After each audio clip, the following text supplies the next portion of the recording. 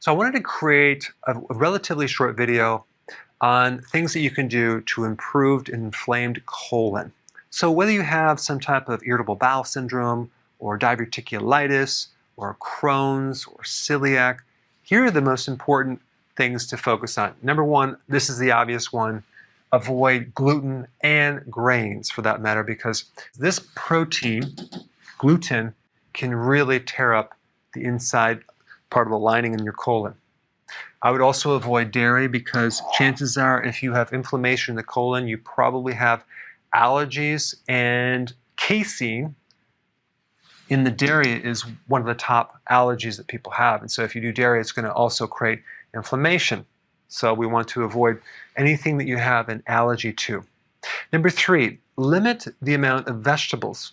If you have an inflamed colon, you're going to have an altered microbiome. So you're not going to have the balance of friendly bacteria in your colon.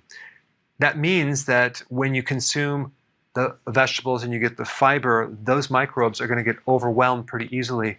And that is going to create a lot of bloating. So you definitely need to adjust your vegetables way down to the point where you have no more irritation in your colon. Normally, if you have a healthy colon with all the microbes, you can handle a lot of vegetable.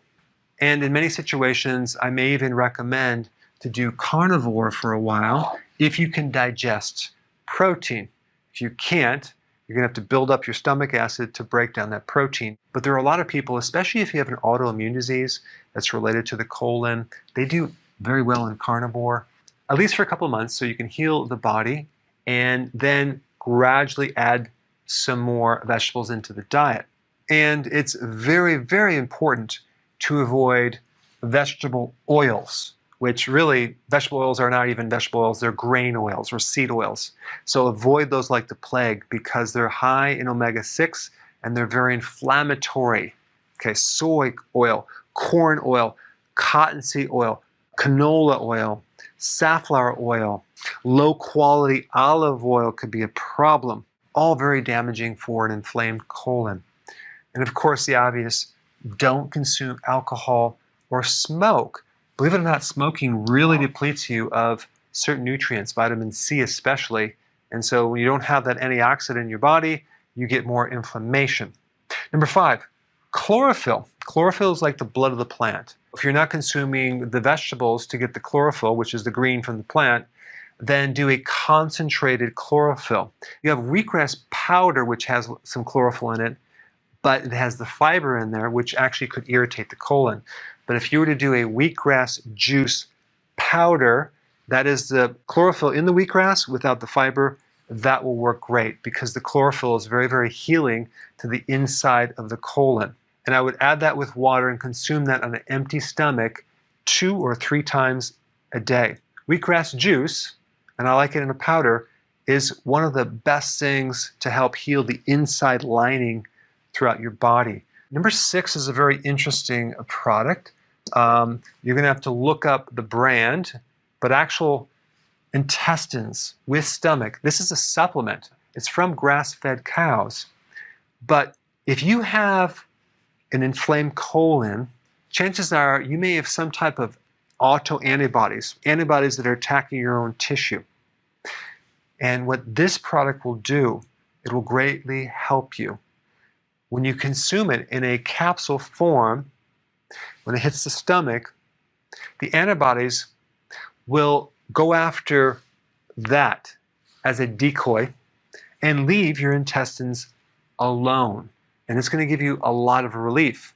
So I would start out taking 1 capsule right before bed. Number 7, purified bile salts. Very, very important. Your liver makes primary bile salts and your microbes make secondary bile salts. So if there's some type of inflammation in your colon, you're going to also have a problem recycling bile salts. So you're usually going to be deficient. Bile salts are necessary to keep the junctions of your colon tight and secured to prevent leaky gut. But bile salts can really help to regulate the balance of microbes in your gut. And they really seem to help people with an inflamed colon.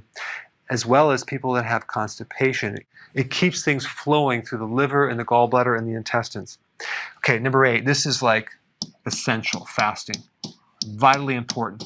If you are too thin and you have an inflamed colon and you don't want to lose any weight, I understand that may be a problem. So you're going to have to possibly take nutrients while you fast and maybe do it periodically, but definitely do intermittent fasting to some degree, like 2 meals a day, ideally 1 meal a day, and even periodic prolonged fasting.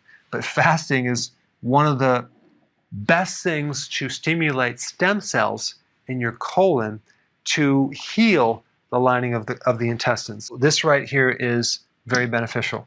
What's very bad for an inflamed colon is frequent eating and snacks all through the day.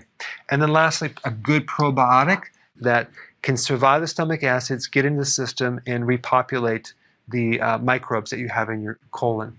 There you have it. And if you have not seen my video on digestion, I put it up right here. Check it out.